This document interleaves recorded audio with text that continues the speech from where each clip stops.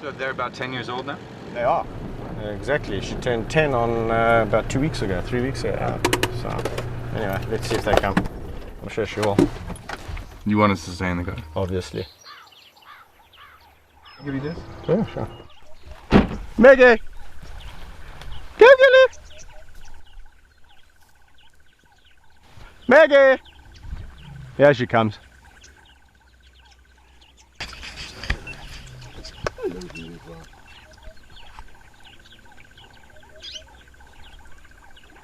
How you want, sweetie pie?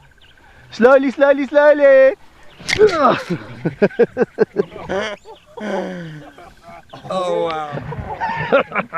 Where have you been? Where have you been?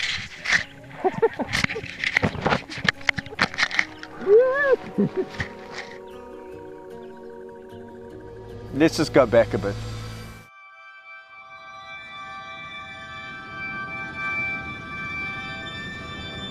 I lie down there next to them and I just think, you're just so beautiful.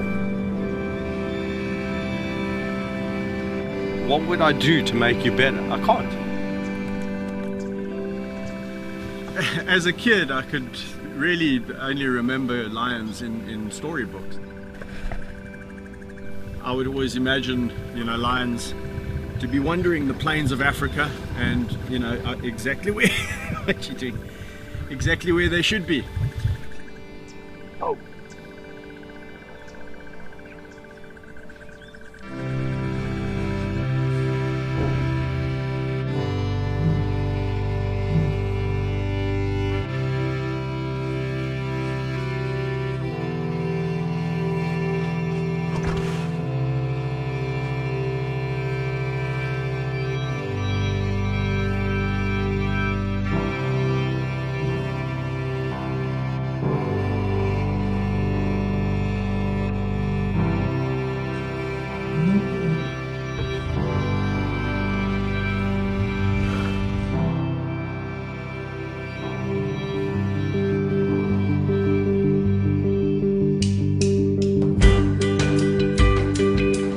Give them a good chin scratch.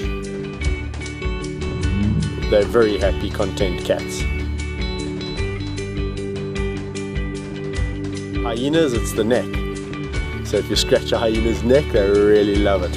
What do you say about that? Good. People around the world still think that Africa is this place teeming with game. Iconic archetypal Africa. Sure. And it just doesn't happen.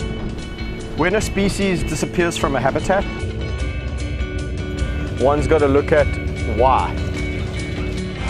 Talk about any species, you've got the same dilemma. Habitat loss. Habitat, habitat, habitat. Even reserves like this, the area is not big enough. You could drive for days, nothing. They're all gone. Not a single animal. Wow. For miles. What I have been able to do with my unique relationships is capture people's attention. It's about trying to see numbers in the wild increase and trying to figure out how we're going to achieve that. Just ignore her, she's fine. If we Googled your name right now, what would come up? The Lion Whisperer would come up, and there'd be more than likely several pictures of me doing pretty much there'd be several pictures of me pretty much doing what I'm doing now. Do you see yourself as a lion whisperer? There's a phrase that people coined because of the relationships that I have, the ability to interact with these animals without having to make them submit through fear, then yes. Here's my big boy. Here's my big boy. Hello, here's my big boy. Hello, my big boy. Oh, that's nice. Hey. What have you guys been doing? Where are you going? You must be nice. To pinpoint what I specifically like about a lion is extremely difficult. There's something about the black on the back of the ears. It's very soft fur, completely different to the rest of the body. Oh la la ma. Oh, they're so nice. Me, where do I fit in the pride? I'm just another member of this group.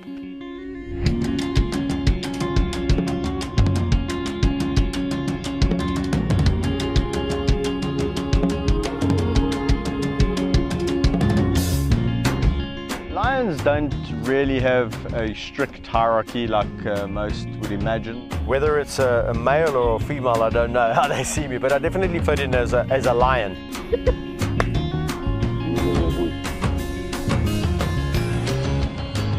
I know each individual quite intensively. That's my job, to get to know each character and to get to bond and relate to certain characters. Obviously, like people, you're going to relate to certain individuals better than others. The other one's got the camera. Well, hyenas are really interesting animals because, unlike lions, they do have a strict hierarchy. Completely misunderstood, where everyone thinks that they are just smelly, rotten scoundrels and scavengers. They do not smell, they're not rotten. And the interesting thing really is that the lowest ranking female ranks higher than the highest ranking male, if that makes sense. So it's quite an interesting little society. So I'm just going to get a job, I'll walk around with them, walk a bit with them. I'm going to introduce you guys. Let's go and see the others. Come.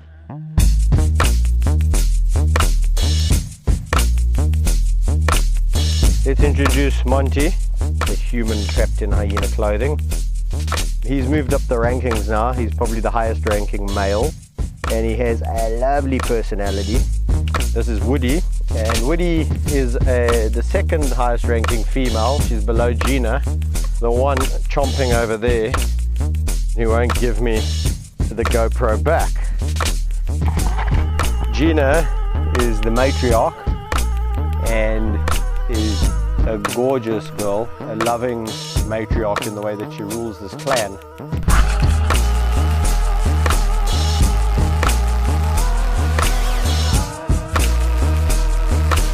With the hyenas, you've got to be pretty high up in the ranking. With some clans, I found in the past that I'm right up there, literally on a par with the matriarch. And then in other clans, I scratch my head. No, Gina. Having worked with them for about 13 years, I'm only beginning to scratch the surface. The lions would kill me if they heard me say this, but for survival, I would rather be a hyena.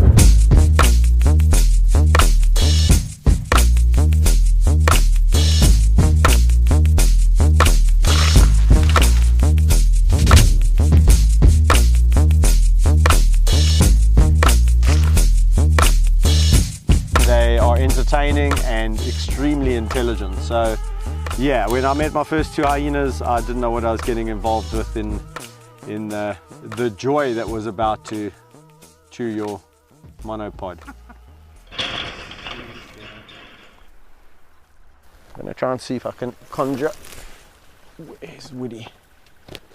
Oh yeah, they are. They're hiding behind this bush, huh? Keeping an eye on us. Why are you two being so naughty? Oh yeah, my gully. They're almost like saying, you should be here. 1, 2, 3.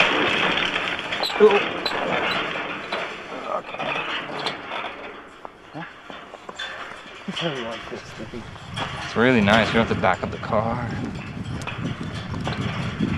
You want to go right over this sort of dead plain thing.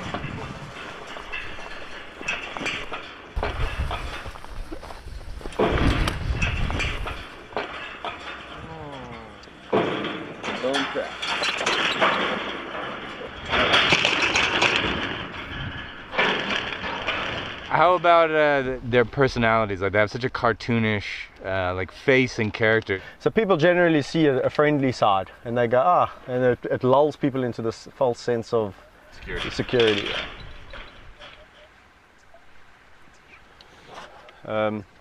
Is the window open there? Yeah. Nope. Okay. What's he doing? Yep, it's on the car. I opened the stand over here. What you doing, boy? Hey, you better quit laughing out there, Kevin. Oh man, here we go. He smells your fear, man. Okay. He broke it. It's okay. Try to pull it out. Are you still chasing us? I don't think so. We don't really have many places to go. He's running now.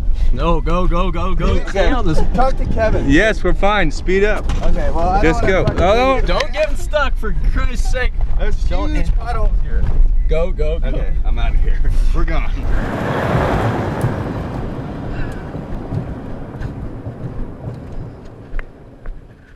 The interactions have always been boisterous.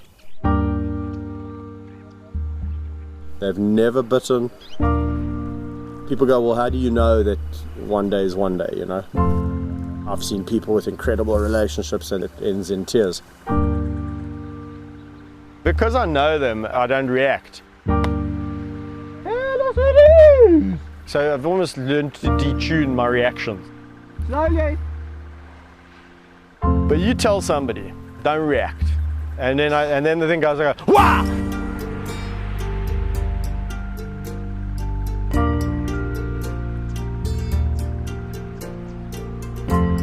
Meg and Amy, since the day, you know, literally they opened their eyes, they were jumping on me.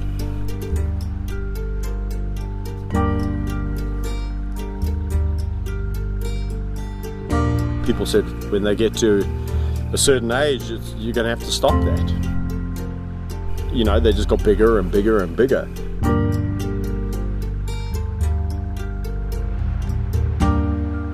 The most incredible thing about them is how we met. I know their mother intimately, and she didn't want to look after them. Picks them up by the scruffs of their necks and dumps them in the water bin. I grab them out the water and hand raise them. No two lions are the same. To me, it's like looking at two different human beings. Meg is more outgoing, and Amy is a little bit more dependent on Meg. They are a fantastic duo, and yeah, they've lived a really incredible life. They've seen more places than most wild lions would ever dream about seeing. You have one son, right? I do. And you're expecting another child? I am. Son or daughter? A daughter. For my kids, what I really hope the legacy will be is that they have something to go into pertaining to the wild. As a whole, lions are not doing well. They've declined down to miserable numbers. I'm trying my damnedest to create awareness. People see me interacting with the lions, and I think they start to think, well, gee, imagine Africa without lion.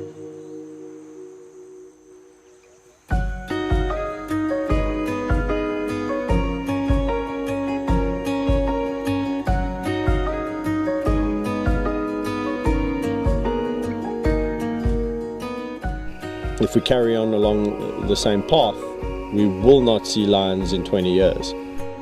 When my last lion dies here, we'll probably be talking about the last lions been seen in the wild. We don't need clever humans coming in and telling the animals how to do what they know how to do naturally. Giving back habitat and restoring habitat. That would be utopia. We want to set a precedence to tell the world that we love our iconic species, being the lion, and we're here to protect it.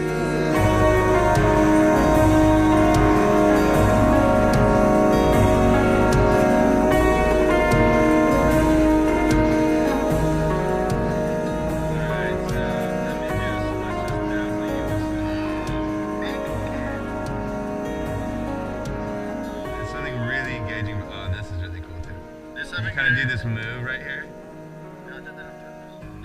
It's really cool. Watch, the cat's gonna look at the camera, and then you're gonna look at the camera. She's gonna look at it again here. Yeah, like this cut right here. And then you look at it.